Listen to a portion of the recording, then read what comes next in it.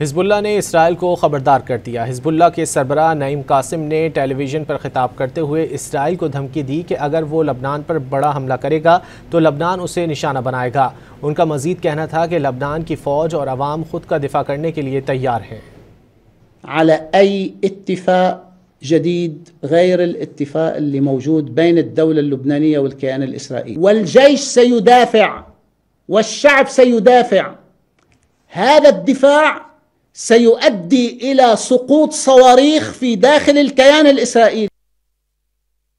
हिजबुल्लाह ने इसराइल को खबरदार कर दिया। हिजबुल्लाह के सरबराह नईम कासिम ने टेलीविज़न पर खिताब करते हुए इसराइल को धमकी दी कि अगर वो लबनान पर बड़ा हमला करेगा तो लबनान उसे निशाना बनाएगा।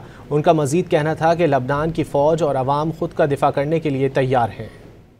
على أي اتفاق جديد غير الاتفاق اللي موجود بين الدولة اللبنانية والكيان الإسرائيلي، والجيش سيدافع والشعب سيدافع.